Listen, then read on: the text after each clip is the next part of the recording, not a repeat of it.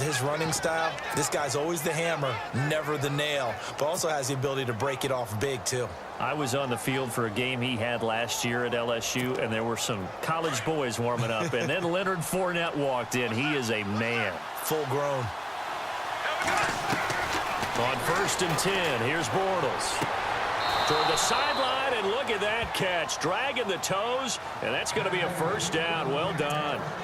15 more there, and they're on a roll. It's another first down. That's a matchup maybe they go back to their outer third of the field as this game continues. Yeah, I think back to my high school coach, John Ford, used to say when we got big plays early in a game or good plays, you know, he'd say, foul it away, lad, foul it away, because he'd want to come back to it later in a key situation. They may come back to this one a little more often than that. Didn't he say laddie or did he say lad? Yeah, it just depended on what he was feeling at the moment. Okay, I thought that was the guy you told me about. He used to say laddie a lot. Laddie, when you heard laddie, he was usually in a pretty good mood. Lad, Now Leonard Fournette, and he couldn't quite get there. Tackled down at the 1. Now a timeout being called as there's an injured Titan down on the field. And this is certainly not what you want to see in the final week of the year. We'll be back.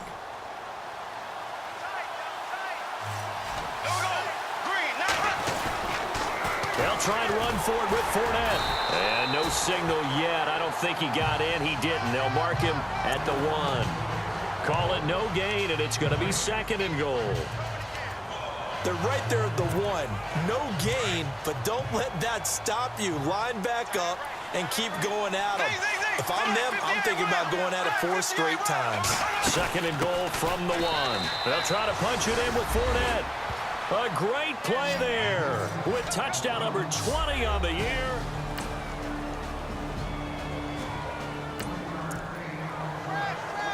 So the football will be at the 25-yard line as this offense gets set to take over. And out now comes Jacksonville as they get ready to go. They'll start out on the ground. It's Leonard Fournette. And he's able to plow forward up to about the 29, just shy of the 30.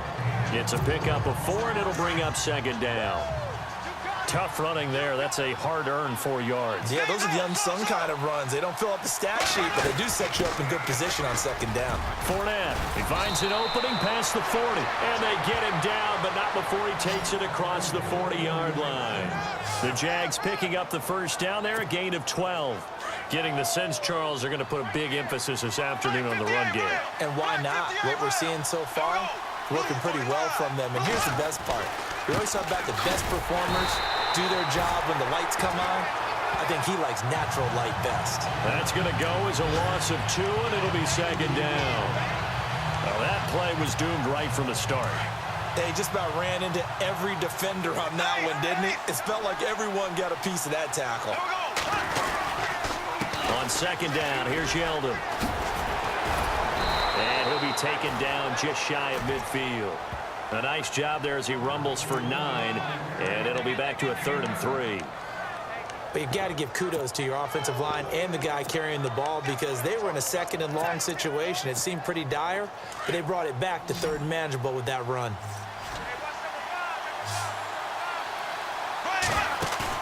A fake to Fournette. Now it's Bortles to throw. Toward the sideline. Did he keep the feet in? Yes, he got them both down, says the side judge. And that's good enough for a first down. The Jags first down. Bortles to Robinson. And that's how you pick up a first down. Not only does he make the catch, but has enough body control to get his feet down inbounds, toe tapping, and dragging to make sure he gets it done. They'll run it now out of the gun.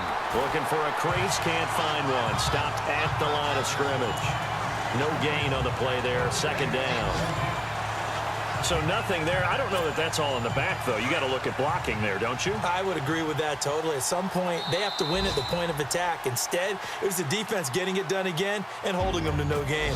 And they're on the move as they face a 2nd down here.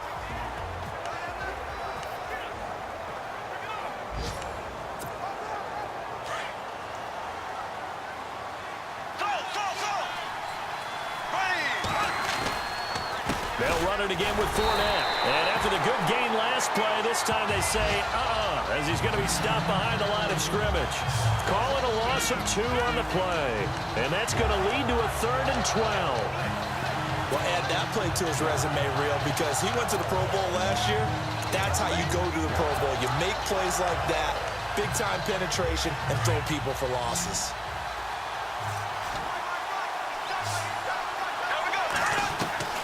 Throwing his Bortles on third down. A bullet throw, but incomplete. Had an open man that time. They ended up putting a little too much heat on it, don't you think, partner? Absolutely. Just needed a touch more air under it. Instead, he fired an absolute bullet.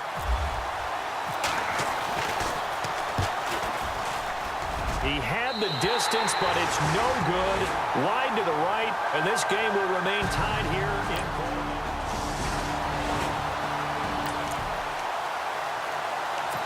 So now this offense will take over, and they will have the football at their own 20-yard line. A busy final day for you coming up in the NFL. Final day of the year as well. 11 other games going on as we speak. And then coming up later this afternoon, 2 games each from the AFC West and NFC West, all kicking off at the same time. Raiders, Chargers, Chiefs, Broncos, Cardinals, Seahawks, Niners, Rams. Loving it. And then that's it for the 2017 regular season. It'll be Happy New Year time. And, Charles, you going to dust off Auld Lang Syne for us tonight? Meet me at midnight, baby. You'll find out. Hard pass. 9 yards on the pickup there, and it keeps the drive alive.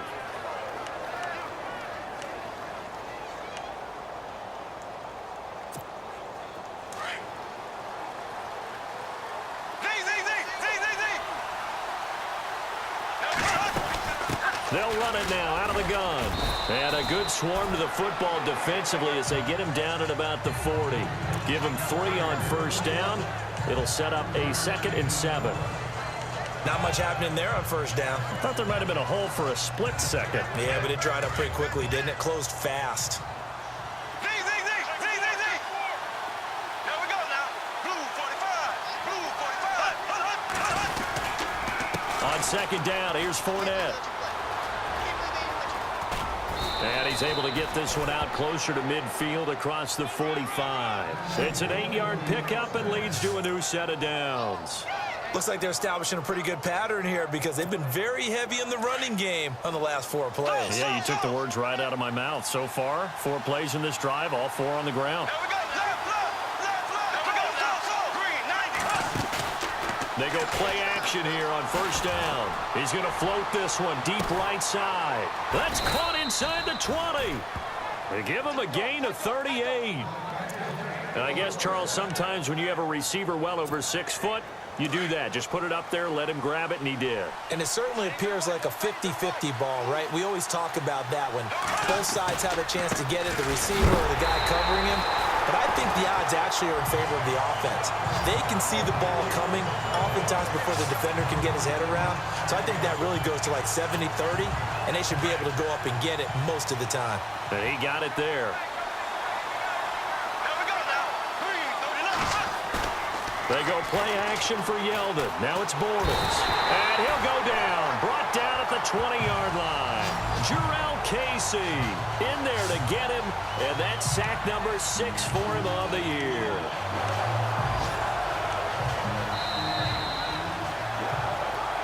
Two minutes to play in a tightly contested first half. Back to Tennessee after this. A reminder that coming up in 2 minutes, we'll check in with Larry Ridley in Orlando with highlights and analysis of this first half of play. And I'm going to check in with a heater. I'm going to be right there with. And he will get this into the end zone for a Jaguar touchdown. A great effort there. His 21st.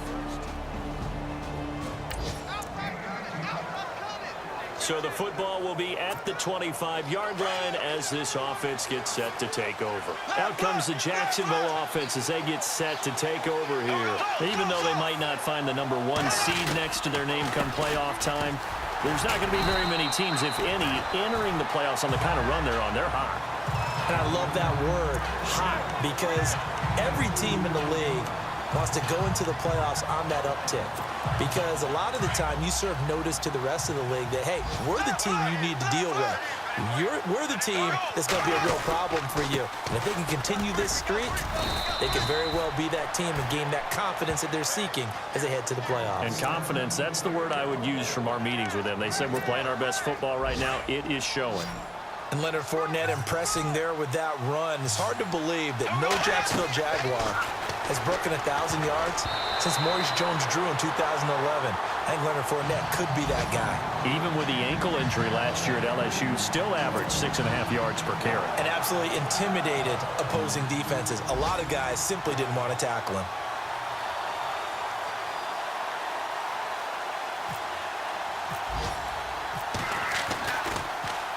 They only punted twice in the win last week as he gets this one away. Our first update now comes from Atlanta. An early lead in that game for the Falcons.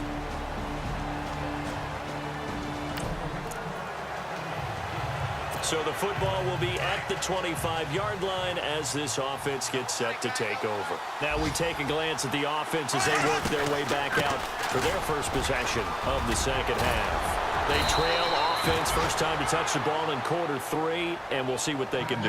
And I can't wait to see what they have planned, because some teams script to start a half.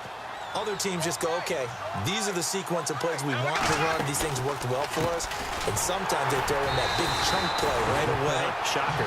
Try and get after them early and try and create a big play to give themselves some momentum. See what they have up their sleeve. And after getting tackled, he's still down and looking very slow to get up. And in Week 17, let's hope this won't affect him for the playoffs. We'll step aside.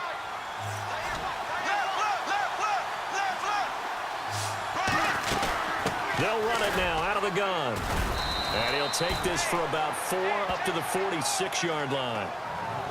Well, if the coaching staff's doing a good job upstairs, they'll file away what they just saw from the defense right there. They sold out to stop that running play. I'd say keep that in mind. They want to try that again. Go play action, hit them over the top. Now a play fake. Bortles.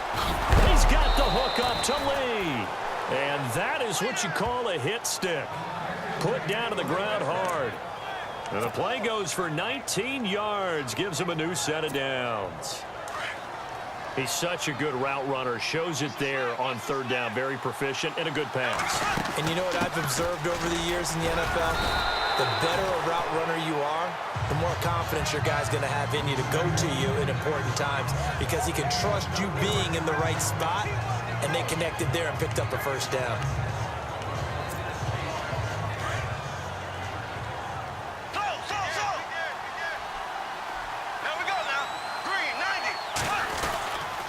They'll run it again with Yeldon. And he's going to fight his way forward here for a modest gain. 5 yards on the pickup, and that is going to set up a 3rd and 1.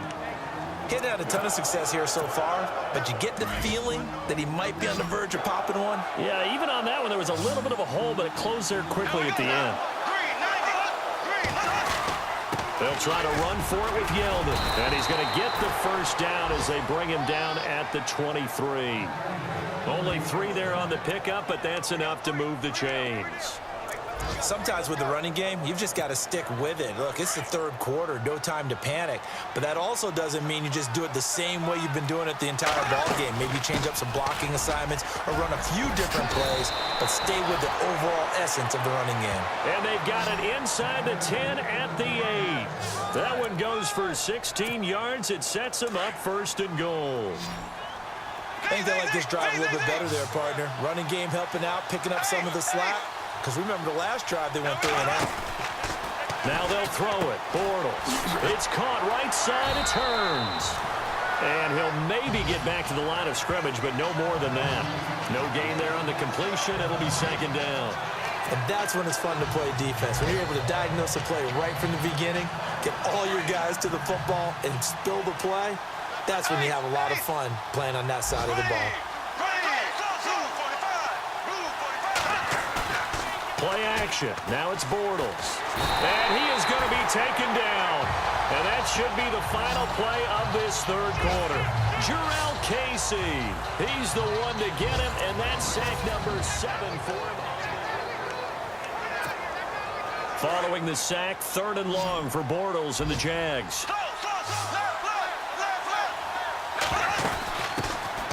They'll run with a former Tar Heel, T.J. Logan. And he'll get this one down to about the 10-yard line. Give him a couple on the run as it brings up the 4th down. So on 4th down, out trots the kicker in a big spot here. And his kick is right there. It's good. And in the 4th quarter, this game is tied.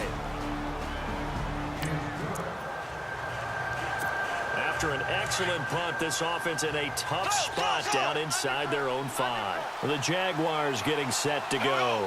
And last time they got 3 points, but it was a chip shot field goal. And when you go to the sideline after a chip shot field goal, maybe the offense not too happy. It's a balancing act, isn't it? Because you're exactly right. They're none too pleased that they didn't punch it in for 6 points. But they also have to remember they did put points on the board. 3 points is 3 points. And in this league, you take points when you can get them. Not easily done. So he rips off a great run and shows you why this year he's top 10 in rushing in the league. And looks like he's trying to move up fast on the leaderboard, doesn't he? Top 10, looks like he's running to get into the top 5. And maybe a measure of revenge there. He's had his way in this one, but this time they get him behind the line. It'll be a loss of 1, and that'll bring up a 2nd and 11. Partner, I think there's a lesson there. Some days you're just having a really tough time, and for the defense, today has been that day. But after that play, what do you learn? You can still make plays even when the other guy's having success against you. And incomplete there. A nice hit. Jars the ball free and brings up 3rd down. One of the toughest things about playing defensive back is pattern reading, trying to figure out what they're doing. And on that one, they had the fly, just sending a guy downfield with the in route accompanying it, what people call a dagger route, trying to hit the guy underneath after the clear out. In this case, though, they're not able to get it done. Yeah, they said forget the underneath route. They went for the guy on the fly, but as you said, incomplete. But that's what you're looking for when you want to throw the ball downfield. You want one of those guys who can play out on the perimeter, can play out wide, who can not only get open, but when they're covered, can uncover themselves downfield and create catches. Fournette on the counter and able to push his way forward here for a good little gain. They give him 4 yards there. It'll be 2nd and 6. When you find that kind of yardage, you couldn't be more confident as a ball carrier. And guess what? You're going to go back and tell your offensive coordinator, I like to keep carrying it, thank you. They'll run it now out of the gun. And he'll get it here to the 10-yard line. 7 yards on the pickup there, and now they've got it 1st and goal. Well, partner, I know this type of running back. I mean, this size, this intensity usually gets better as the game goes on. And I can just tell you from experience, the first few quarters, oh, you're eager. You come running up there, I'm going to tackle this guy. By the 4th quarter, you're coming up and thinking about it. And D-line wearing down 4th quarter. Yeah, that's not a guy they want to see consistently. Give him 4 on the carry there. It's 2nd and goal. Now, what's the thinking here? Because a touchdown would be nice, but you've ensured yourself a chance at 3 in the lead, so how worried are you about the 6? You're not very worried about if you're confident in your kicker. And if you got a kicker who can put it through the post, you feel really good about trying to bleed that clock down. In an ideal scenario, and he takes it in. Touchdown, Jacksonville. T.J. Yeldon, his 6th touchdown. So this offense will head back out there. They're in excellent field position after the fumble recovery. Out comes the Jaguar offense now as they get set to take over. Well, these guys hardly got a chance to catch their breath after the quick turnover, but I doubt they're complaining much. Especially with the field position they get to start with. I wouldn't be complaining either. I'd want to get right back out there and get after them because now you have an opportunity to make a big play. I'd say let's be aggressive and go after him. Now a timeout being called as there's an injured Titan down on the field. And this is certainly not what you want to see in the final week of the year. We'll be back. Bortles on the give to Fournette. Fournette, a 1st down, still going. And he will get this into the end zone for a Jaguar touchdown. A great play there.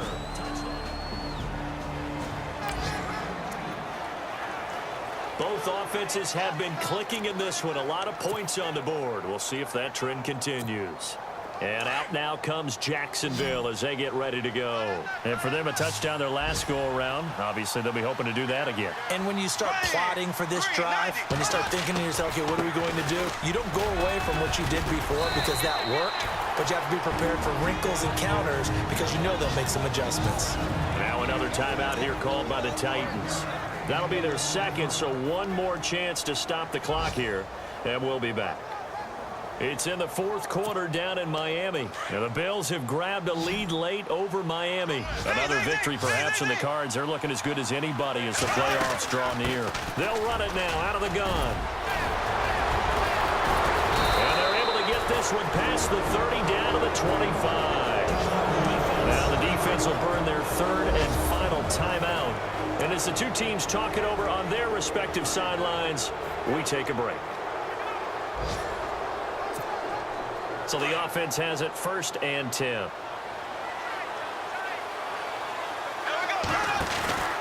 They'll run it now out of the gun. And maybe a measure of revenge there. He's had his way in this one, but this time they get him behind the line. It'll be a loss of a yard, and it'll be 2nd and 11. Charles, why didn't they just take the knee there? You're asking the question that I'm asking as well, because we've seen a lot of football where coaches decide maybe they get a little greedy. I don't know if they're doing it for stats or for what reason. We've seen it happen in college, and how about in the NFL? The miracle of the Meadowlands. All they had to do was take a knee, and the game was over. The Giants ran it one more time. Ball popped free. Philadelphia picks it up and wins the game. What year was that? 1978. I think it was in November. Well, I know at points. Honorable C note. Yeah, little fish. I say, Lord, be my